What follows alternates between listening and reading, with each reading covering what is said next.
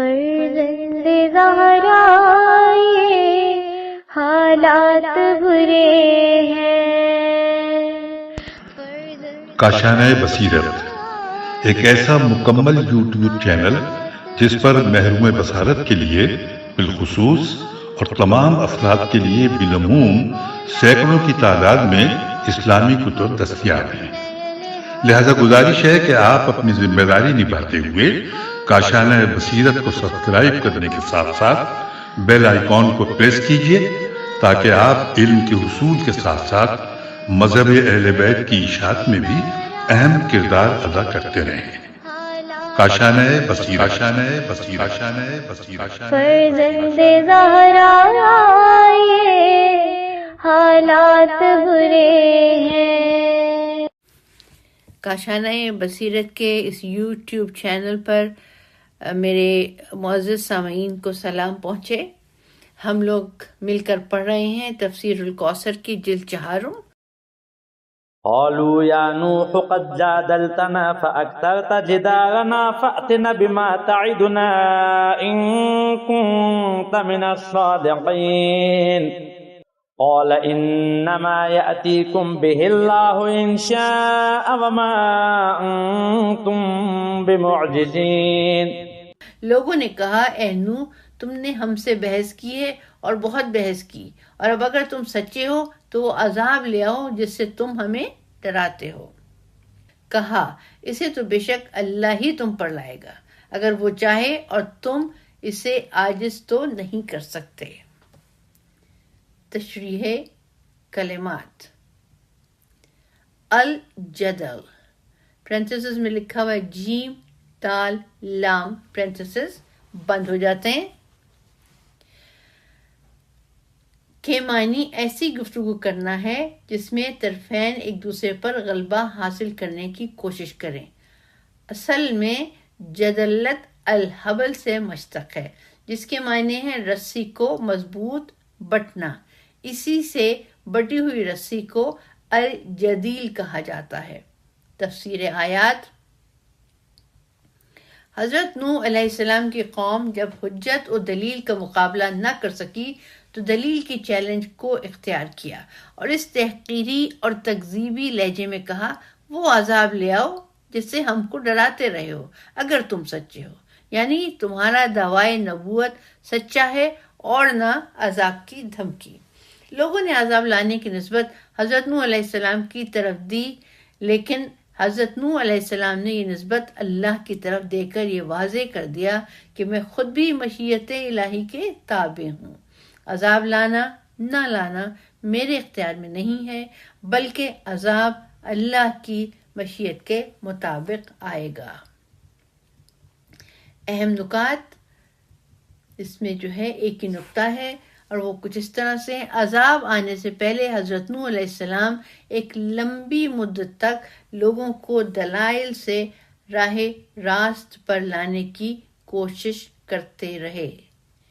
فَأَكْثَرْتَ جِدَالَنَا ولا ينفعكم نصحي إن أردت أن أنصح لكم إن كان الله يريد أن يغويكم هو ربكم وإليه ترجعون. اور جب اللہ نے تمہیں گمراہ کرنے کا ارادہ کر لیا تو اگر میں تمہیں نصیحت کرنا بھی چاہوں تو میری نصیحت تمہیں کوئی فائدہ نہیں دے گی. وہی تمہارا رب ہے اور اسی کی طرف تمہیں پلٹ کر جانا ہے. تفسیر آیات. اللہ کسی کو از خود گمراہ نہیں کرتا بلکہ خود انسان اپنی گمراہی پر ڈٹ جاتا ہے اور قابل ہدایت نہیں رہتا. اللہ اس کو اپنے حال پر چھوڑ دیتا ہے، اور جس کو اللہ اپنے حال پر چھوڑ دے اس کو کون بچائے. اس سے پہلے بھی ذکر ہوا کہ کافر پر جب حجت پوری ہو جاتی ہے اور کوئی عذر باقی نہیں رہتا پھر بھی وہ ایمان نہیں لاتا تو 2 صورتیں ہیں. پہلی صورت یہ ہے کہ اللہ جبر سے اسے ایمان لانے پر مجبور کرے. واضح ہے اللہ جبری ایمان کو کوئی قیمت نہیں دیتا. دوسری صورت یہ ہے کہ اس ناقابل ہدایت کو اپنے حال پر چھوڑ دیا جائے. اس صورت میں اس کے لیے ہدایت کے سارے راستے بند ہو جاتے ہیں۔ ولا ینفعکم نصحی، میری نصیحت تمہیں کوئی فائدہ نہیں دے گی کا مطلب یہی ہے۔ ام یقولون افتراه قل ان افتریته فعلی اجرامی وانا بریء مما تجرمون۔ کیا یہ لوگ کہتے ہیں اے شخص فرانسس ملکھوے محمد صلی اللہ علیہ وسلم نے یہ باتیں بنائی ہیں، کہہ دیجئے اگر یہ باتیں میں نے بنائی ہیں تو میں اپنے جرم کا خود ذمہ دار ہوں، اور جس جرم کے تم مرتکب ہو میں اس سے بری ہوں۔ تفسیر آیات۔ حضرت نوح علیہ السلام کا قصہ سن کر اندازہ ہوتا ہے کہ رسول کریم صلی اللہ علیہ وآلہ وسلم کو بھی اسی قسم کے دلائل پیش کرنا پڑے، اور مکہ کے منکرین نے بھی اسی قسم کا جواب دیا تھا۔ کفار مکہ نے یہ الزام لگایا کہ محمد صلی اللہ علیہ وآلہ وسلم نوح علیہ السلام کے نام سے ایسے واقعات خود گھڑ لیتے ہیں جو خود انہیں پیش آ رہے ہیں، اور اسے ہم پر چسپاں کرتے ہیں۔ اس لیے واقعہ نوح کے بارے میں سلسلہ کلام قطع کر کے اس شبہ کا جواب دیا گیا کہ اگر میں اپنی طرف سے اس قسم کی قصے کہانیاں بنا لیتا ہوں تو یہ ایک جرم ہے۔ جب میں اسے جرم سمجھتا ہوں تو میں کیسے اس کا ارتکاب کروں گا، مگر تم اس جرم کے ہمیشہ مرتکب ہو رہے ہو، اسے جرم ہی نہیں سمجھتے، لہٰذا تم ہی جرم کے مرتکب ہو۔ میں اس سے برات چاہتا ہوں۔ اہم نکات، ایک نکتہ ہے اس میں، ہر شخص اپنے جرم کا خود ذمہ دار ہے۔ علیہ اجرامی۔ وأوحي إلى نوح أنه لن يؤمن من قومك إلا من قد آمن فلا تبتئس بما كانوا يفعلون۔ اور نوح کی طرف یہ وحی کی گئی کہ جو لوگ ایمان لا چکے ہیں ان کے علاوہ آپ کی قوم میں سے ہرگز کوئی اور ایمان نہیں لائے گا، لہٰذا جو کچھ یہ لوگ کرتے ہیں آپ اس سے رنجیدہ نہ ہوں۔ تفسیر آیات۔ ایک طویل عرصہ دعوت حق کے بعد اللہ تعالیٰ نے حضرت نوح علیہ السلام کو اس امر واقع سے آگاہ کیا کہ اب دعوت کا وقت ختم ہو گیا، حجتیں پوری ہوئیں، کوئی عذر بھی باقی نہ رہا۔ علم الہی کے مطابق آئندہ کوئی ایمان لے آنے والا بھی نہیں ہے، لہٰذا ان کے ایمان نہ لانے سے آپ غم نہ کریں۔ مقولہ یہ ہے، یہ عربی میں اس میں اعراب نہیں ہے، میں ترجمہ پڑھتی ہوں۔ نا امیدی ایک قسم کی راحت ہے۔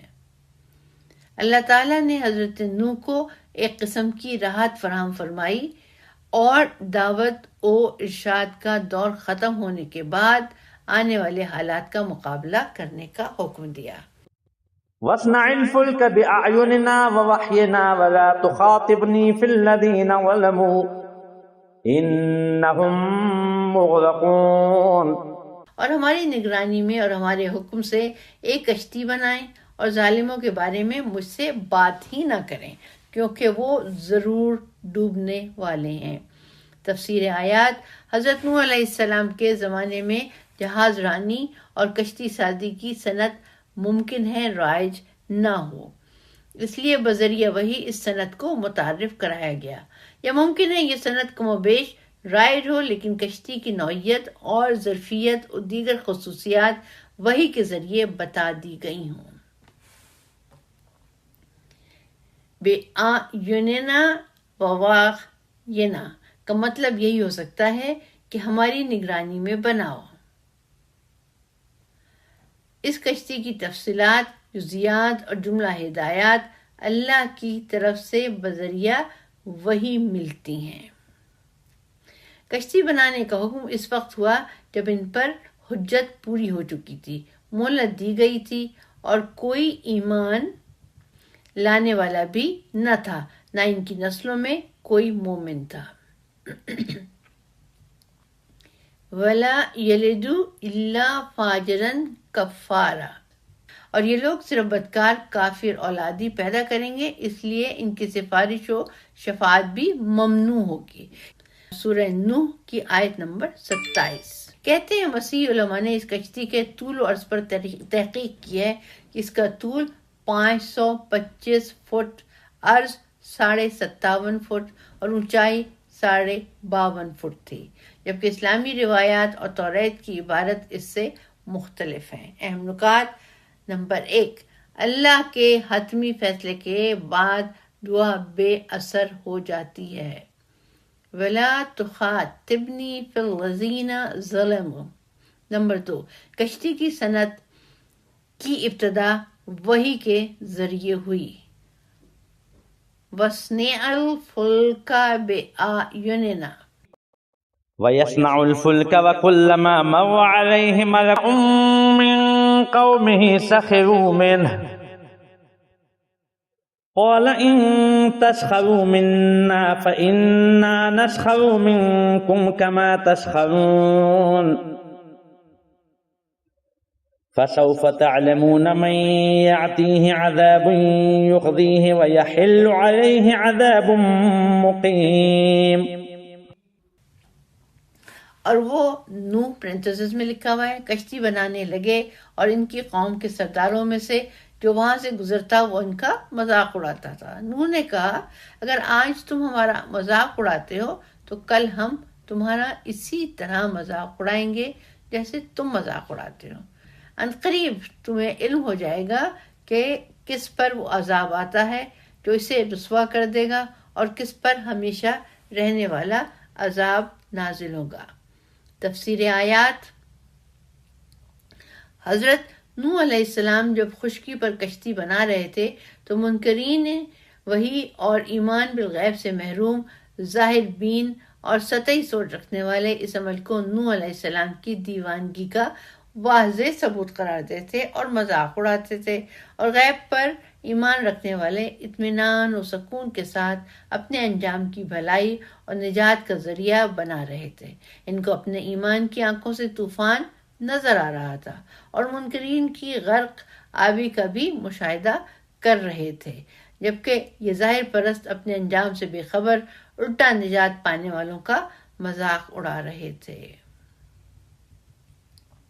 اہم نکات۔ ایک نکتہ ہے ایمان بالغیب والے جو ذریعہ نجات بناتے ہیں وہ ظاہر پرستوں کی نظر میں مضحکہ ہوتا ہے۔ حتى إذا جاء أمرنا وفارت التنور قل نحمل فيها من كل زوجين اثنين وأهلك إلا من سبق عليه القول وما آمن معه إلا قليل۔ یہاں تک کہ جب ہمارا حکم آ گیا اور تنور سے پانی ابلنے لگا تو میں نے کہا اے نوح ہر جوڑے میں سے 2 کشتی پر سوار کرو اور اپنے گھر والوں کو بھی سوائے ان کے جن کی بات پہلے ہو چکی ہے اور ان کو بھی سوار کرو جو ایمان لا چکے ہیں، اگرچہ ان کے ساتھ ایمان لانے والے بہت کم تھے۔ تشریح کلمات۔ فارا اور پرنتھس میں لکھا ہوا ہے فے واو رے، پرنتھس بند ہو جاتے ہیں۔ الفور کے معنی سخت جوش مارنے کے ہیں، آگ بھڑک اٹھنے، ہانڈی اور غصے کے جوش کھانے پر بھی بولا جاتا ہے۔ ہانڈی کے ابال کو فوارہ کہا جاتا ہے۔ تشبیہ کے طور پر پانی کے ابلتے ہوئے چشمے کو بھی فوارۃ الماء کہتے ہیں۔ التنور سطح زمین اور روٹی پکانے کے تنور دونوں کو کہتے ہیں۔ اس لفظ پر عربی اور فارسی دونوں کا اتفاق ہے یا یہ کہ یہ لفظ اصل میں فارسی ہیں۔ تفسیر آیات۔ سیاق آیت سے مفہوم ہوتا ہے کہ تنور کا ابل پڑنا طوفان کی ابتدا کی علامت تھی۔ چنانچہ جس وقت تنور نے ابلنا شروع کیا تو حضرت نوح علیہ السلام کو حکم ملا کہ جن جن کو کشتی پر سوار کرنا ہے انہیں سوار کرنا شروع کرو۔ تنور سطح زمین کو بھی کہتے ہیں۔ اس کے مطابق جب سطح زمین سے پانی ابلنا شروع ہو جائے تو کشتی پر سوار کرنا شروع کرو۔ اکثر قدیم مفسرین کہتے ہیں کہ یہ تنور کوفے میں تھا، چنانچہ آج بھی مسجد کوفہ میں اس تنور کی جگہ معروف ہے۔ مفسر شعبی کا بھی اس بات پر اتفاق ہے کہ مسجد حرام، مسجد نبوی اور مسجد اقصی کے بعد چوتھی مسجد کوفے کی جامعہ مسجد ہے جو ایک امتیازی شان رکھتی ہے۔ اس کا حوالہ ہے معارف القرآن 622:4۔ احادیث اہل بیت علیہ السلام میں اس مسجد کی فضیلت میں کثرت سے روایات موجود ہیں۔ حضرت امام جعفر صادق علیہ السلام سے روایت ہے کہ مسجد کوفہ بہترین مسجد ہے جس میں 1000 نبیوں 1000 وصیوں نے نماز پڑھی ہے۔ اس مسجد سے تنور ابل پڑا تھا اور اسی مسجد میں کشتی بنائی گئی تھی۔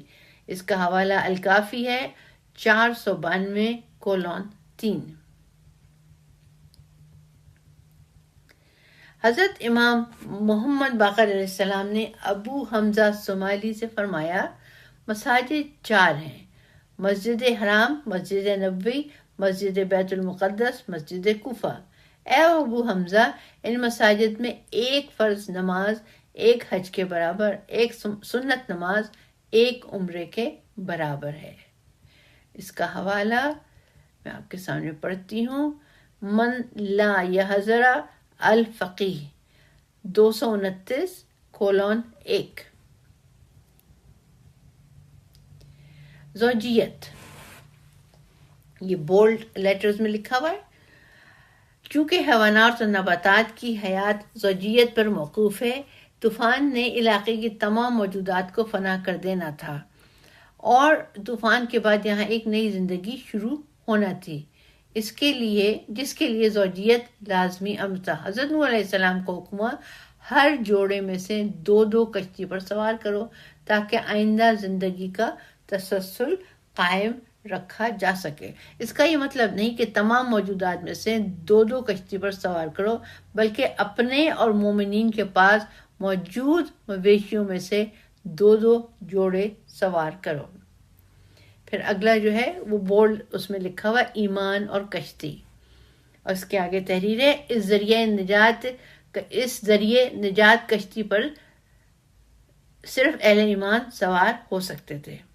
اس ذریعے نجات کشتی پر صرف اہل ایمان سوار ہو سکتے تھے، اور خود حضرت نوح علیہ السلام کے گھر والوں میں بھی جو اہل ایمان نہ تھے وہ غرق ہو گئے۔ چنانچہ حضرت نوح علیہ السلام کی زوجہ خیانت کار تھی اور غرق ہو گئی۔ چنانچہ سورہ تحریم میں مذکور ہے، ضرب اللہ مثلا للذین کفروا امرأۃ نوح وامرأۃ لوط كانتا تحت عبدین من عبادنا صالحین فخانتاہما۔ اس کا حوالہ ہے سورہ تحریم آیت نمبر 10۔ اس کے معنی ہے، اللہ نے کفار کے لیے نوح کی بیوی اور لوط کی بیوی کی مثال پیش کی ہے۔ یہ دونوں ہمارے بندوں میں سے 2 صالح بندوں کی زوجیت میں تھیں، مگر ان دونوں نے اپنے شوہروں سے خیانت کی۔ اور غرق ہونے والے حضرت نوح علیہ السلام کے بیٹے کا ذکر آگے آنے والا ہے۔ حضرت نوح علیہ السلام کی 950 سال تبلیغ کے نتیجے میں صرف 12 یا 80 افراد ایمان لائے، جس سے ابتدائی انسان کی طفولیت کا اندازہ ہو سکتا ہے۔ آگے بولڈ جو لکھا ہوا ہے وہ ہے نسل انسانی۔ اب نسل انسانی میں تحریر ہے، یہ نظریہ علماء تاریخ و انساب میں عام ہے کہ نوح علیہ السلام کے 4 بیٹے تھے۔ ان میں سے کنان نامی بیٹا غرق ہو گیا، اور سام، حام اور یافت سے نسل انسانی چلی۔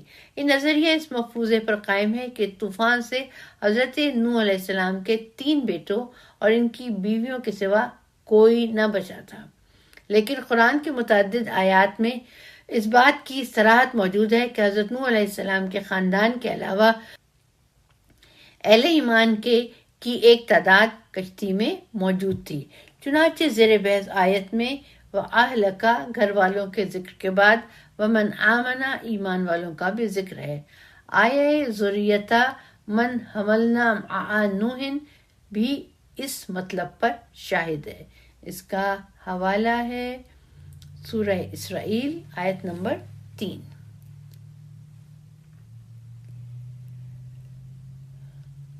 اہم نکات۔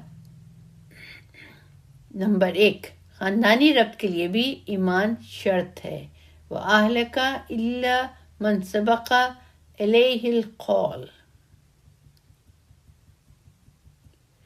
اور نمبر 2، زوجیت کو نظامی خلقت میں بنیادی اہمیت حاصل ہے، من کل زوجین۔ وقال اركبوا فيها بسم الله مجريها ومرساها إن ربي لغفور رحيم۔ اور نوح نے کہا کشتی میں سوار ہو جاؤ، اللہ ہی کے نام سے اس کا چلنا اور ٹھہرنا ہے، بتحقیق میرا رب بڑا بخشنے والا رحم کرنے والا ہے۔ تفسیر آیات۔ خطاب اہل ایمان سے ہے اور سواری کے وقت نام خدا لینا سب سے پہلے حضرت نوح علیہ السلام نے شروع کیا۔ دنیا طوفان میں کشتی کی 2 حالتیں ہوتی ہیں، چلنا اور تھمنا۔ ان دونوں حالتوں کے لیے اسم خدا یا اذن خدا چاہیے۔ خشکی میں بھی تمام حالتوں کے لیے نام خدا درکار ہوتا ہے۔ اس سے حضرت نوح علیہ السلام کی تعلیمات میں توحید کا عنصر سب پر نمایاں نظر آتا ہے۔ اہم نکات۔ ایک نکتہ ہے، تدبیر کے ساتھ اللہ کی قدرت و مشیت پر بھروسہ بھی ضروری ہے۔ تدبیر کشتی پر سوار ہونا اور بھروسہ اللہ کا نام لینا ہے۔ ارکبو فیہا بسم اللہ۔ وهي تجري بهم في موج كالجبال ونادى نوح ابنه وكان في معزل يا بني اركب معنا ولا تكن مع الكافرين قال سآوي إلى جبل يعصمني من الماء قال لا عاصم اليوم من أمر الله إلا من رحم وحال بينهما الموج فكان من المغرقين۔ اور کشتی انہیں لے کر پہاڑ جیسی موجوں میں چلنے لگی۔ اس وقت نوح نے اپنے بیٹے کو جو کچھ فاصلے پر تھا پکارا، اے بیٹا ہمارے ساتھ سوار ہو جاؤ اور کافروں کے ساتھ نہ رہو۔ اس نے کہا میں پہاڑ کی پناہ لوں گا، وہ مجھے پانی سے بچا لے گا۔ نوح نے کہا آج اللہ کے عذاب سے بچانے والا کوئی نہیں مگر جس پر اللہ رحم کرے۔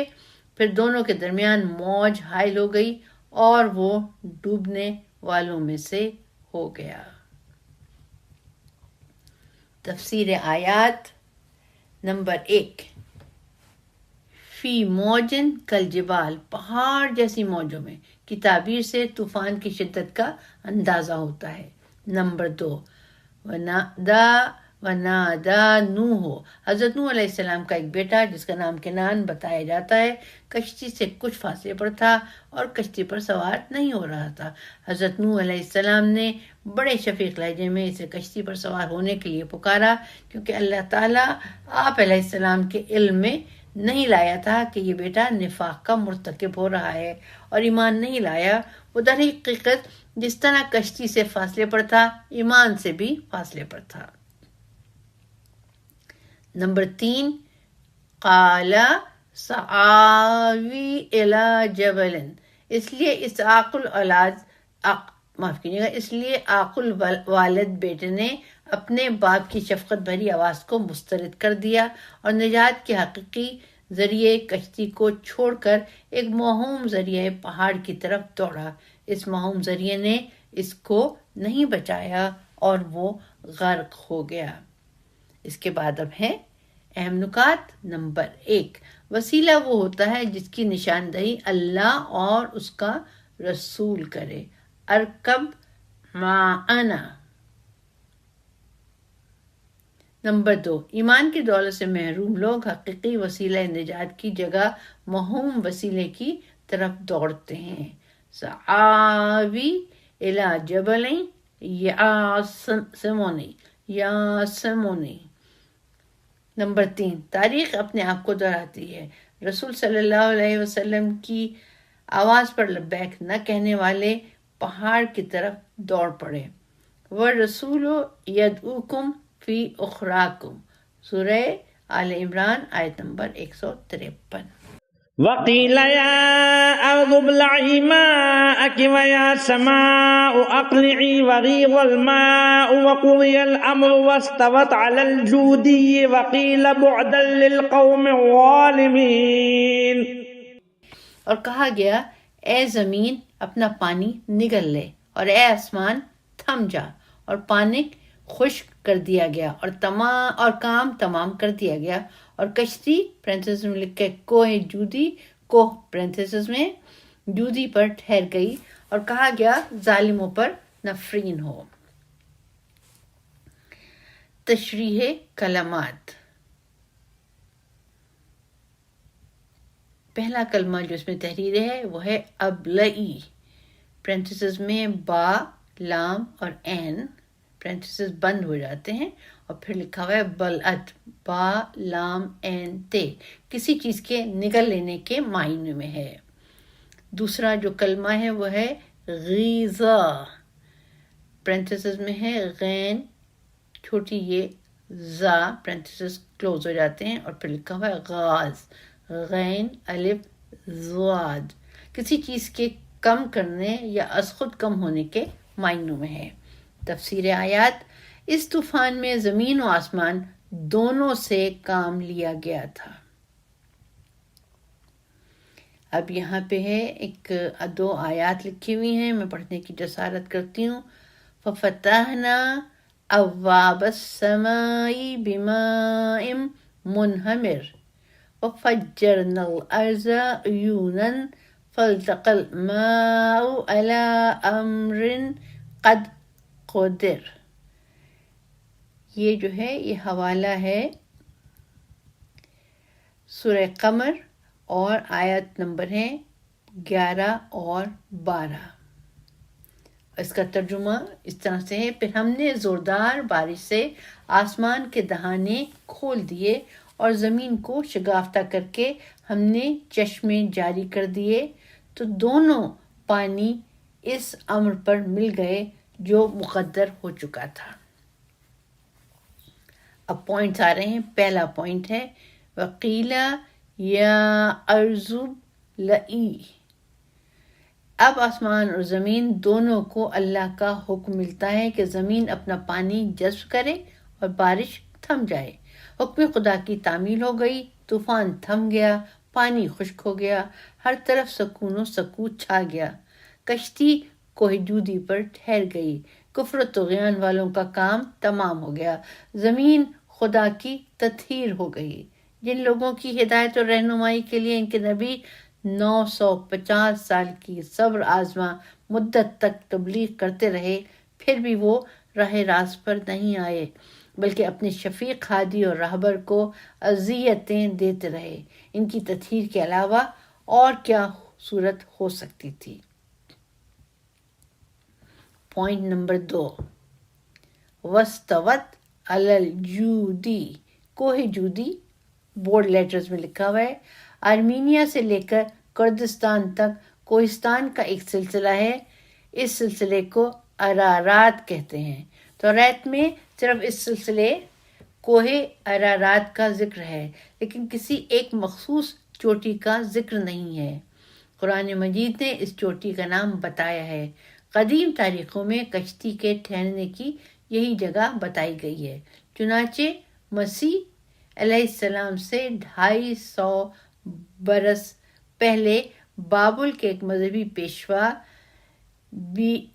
بیرارس پرنتھسس میں انگلش میں BERASUS نے اپنی کلدانی روایات کی بنا پر اپنے ملک کی جو تاریخ لکھی ہے، اس میں وہ کشتی نوح کے ٹھہرنے کا مقام جودی ہی بتاتا ہے۔ ارسطو کا شاگرد ایبیڈینس ABYDENUS بھی اپنی تاریخ میں اس کی تصدیق کرتا ہے۔ نیز وہ اپنے زمانے کا حال بیان کرتا ہے کہ عراق میں بہت سے لوگوں کے پاس اس کشتی کے ٹکڑے محفوظ ہیں، جنہیں وہ گھول گھول کر بیماروں کو پلاتے ہیں۔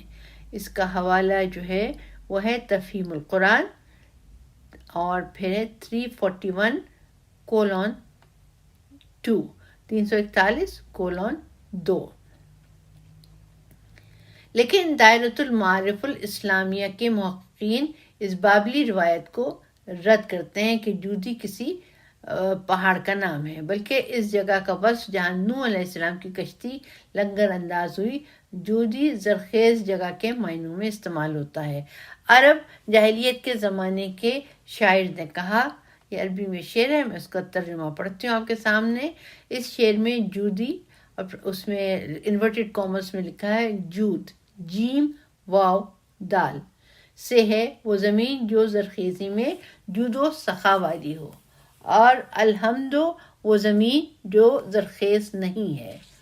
اس پر اگلی آیت قرینہ ہے، قیلا یا نوح بت بسلام منا و برکات، کہا گیا اے نوح اترو ہماری طرف سے سلامتی اور برکتوں کے ساتھ۔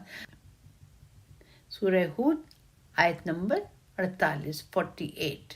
زرخیز زمین میں سلامتی اور برکت ہوتی ہے۔ نہ کئی کلومیٹر اونچی چوٹی پر قرود نامی جگہ کو بلا تحقیق جودی کا نام دیا گیا ہے۔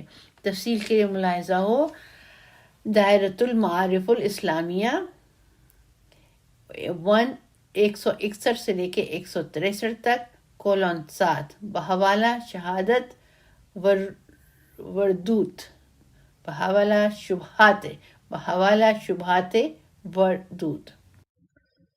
ونادى نوح ربه فقال رب إن ابني من أهلي وإن وعدك الحق وأنت أحكم الحاكمين قال يا نوح إنه ليس من أهلك إنه عمل غير صالح فلا تسألني ما ليس لك به علم إني أعظك أن تكون من الجاهلين قال رب إني أعوذ بك أن أسألك ما ليس لي به علم وإلا تغفر لي وترحمني أكن من الخاسرين۔ اور نوح نے اپنے رب کو پکار کر عرض کی، اے میرے پروردگار، میرا بیٹا میرے گھر والوں میں سے ہے اور یقیناً تیرا وعدہ سچا ہے اور تو سب سے بہتر فیصلہ کرنے والا ہے۔ فرمایا اے نوح، بے شک یہ آپ کے گھر والوں میں سے نہیں ہے، یہ غیر سوال عمل ہے، لہٰذا جس چیز کا آپ کو علم نہیں اس کی مجھ سے درخواست نہ کریں۔ میں آپ کو نصیحت کرتا ہوں کہ مبادا نادانوں میں سے ہو جائیں۔ نوح نے کہا، میرے رب، میں تجھ سے پناہ مانگتا ہوں اس بات سے کہ ایسی چیز کا تجھ سے سوال کروں جس کا مجھے علم نہیں ہے۔ اگر تو مجھے معاف نہیں کرے گا اور مجھ پر رحم نہیں کرے گا تو میں نقصان اٹھانے والوں میں سے ہو جاؤں گا۔ تفسیر آیات نمبر 1۔ ان نبنی من اہلی، جب نوح علیہ السلام ان کے بیٹے کے درمیان موج حائل ہو گئی، اس وقت اضطراری حالت میں پکارا ہوگا، حضرت نوح علیہ السلام نے یہ موقف اختیار کیا کہ میرا بیٹا میرے گھر والوں میں شامل ہے اور تیرا وعدہ ہے کہ گھر والوں کو نجات مل جائے گی۔ نمبر 2، انہو لیسا من اہلک، اللہ تعالیٰ نے جواب میں فرمایا تو نہیں جانتا کہ تیرا بیٹا تیرے گھر والوں میں شامل ہی نہیں ہے۔ حضرت نوح علیہ السلام اس مسئلے میں یہ نقطہ نہیں جانتے تھے، یا وہ یہ نہیں جانتے تھے کہ خاندانی رشتے کے لیے نسبی رشتہ کافی نہیں ہے، ایمانی رشتہ ضروری ہے، یا یہ نہیں جانتے تھے کہ بیٹا فی الواقعہ مومن نہیں ہے۔ ایک العزم نبی کے لیے ناممکن ہے کہ وہ پہلے نقطے کو نہ جانتے ہو، لہٰذا لازماً حضرت نوح علیہ السلام اس بات کو نہیں جانتے تھے کہ بیٹا مومن نہیں ہے، ورنہ خود حضرت نوح علیہ السلام نے درخواست کی تھی، وقال نوح ربی لا تذر علی الارض من الکافرین دیارا۔ اس کا حوالہ ہے سورہ نوح کی آیت نمبر 26، اور ترجمہ ہے، اور نوح نے کہا پروردگارہ روئے زمین پر بسنے والے کفار میں سے ایک کو بھی باقی نہ چھوڑو۔ اب نوح علیہ السلام یہ کیسے درخواست کر سکتے ہیں کہ میرے کافر بیٹے کو چھوڑ دیں؟ حضرت نوح علیہ السلام کو جس نادانی پر سرزنش کی گئی ہے وہ یہ ہو کہ بیٹے کا کشتی پر سوار ہونے سے انکار معصیت نہیں کفر ہے، یا یہ کہ بیٹی کی منافقت کا حضرت نوح علیہ السلام کو علم نہ ہو۔ واللہ عالم بالصواب۔ نمبر 3، انہو عمل غیر صالح۔ نوح علیہ السلام کے بیٹے کی ذات کو غیر صالح عمل کہنا اس بات کی تاکید کے لیے ہے کہ اس کی ذات غیر صالح عمل سے عبارت ہے۔ اگر یہ تاکید مطلوب نہ ہوتی، اب یہاں پہ عربی میں لکھے ہیں، اس پہ اعراب نہیں ہے تو میں اس کے معنی پڑھتی ہوں۔ تو فرماتے ہیں نوح علیہ السلام کے بیٹے کے واقعے میں ان نظریات کی نفی ہے تو جو نژادی بنیاد پر ہے، پر اپنے آپ کو اللہ کی پسندیدہ قوم تصور کرتے ہیں۔ یہود و نصارہ کا نظریہ ہے نحن ابناء اللہ و احباؤہ۔ اس کا حوالہ ہے سورہ مائدہ آیت نمبر 18۔ ہم اللہ کے بیٹے اور اس کے پیارے ہیں۔ مکے والے بھی اس قسم کا نظریہ رکھتے تھے کہ ہم حضرت ابراہیم علیہ السلام کی اولاد ہیں، ہم پر اللہ کا غضب نازل نہ ہوگا۔ جب غیر اسلامی قدریں رائج ہو جاتی ہیں تو عقیدے، عمل صالح، اخلاقی و انسانی قدروں کی جگہ خون و نسب، زمین، وطن، کبھی رنگ و زبان، کبھی قوم و قبیلے کا جاہلیتی رشتہ کارگر ہو جاتا ہے۔ یہ رشتے انسانی ارادے اختیار سے قائم نہیں ہوتے۔ انسان اپنے ارادے سے نہ خون و نسب کا انتخاب کرتا ہے، نہ زمین وطن کا، نہ زبان و رنگ کا۔ اس لیے ان رشتوں کی بنا پر دنیا اور آخرت کی قسمت کا فیصلہ کرنا انسان کی خود مختاری کے خلاف ہے۔ لہٰذا فیصلے کی بنیاد وہ چیز ہونی چاہیے جو انسان کے دائرۂ اختیار میں ہو۔ اہم نکات۔ ایک نکتہ اس میں تحریر ہے، ایمانی رشتہ نہ ہونے کی صورت میں خونی رشتے سے نہ شرف ملتا ہے نہ نجات۔ لیسا من اہلک انہ عمل غیر صالح۔ اس کے ساتھ ہی ریکارڈنگ کا ہم اختتام کرتے ہیں اور ہم انشاءاللہ تعالی اگلی ریکارڈنگ میں سلسلہ شروع کریں گے۔ انشاءاللہ اس وقت تک کے لیے آپ لوگوں سے سب سے اجازت، دعاؤں میں یاد رکھیے گا۔ اللہ حافظ۔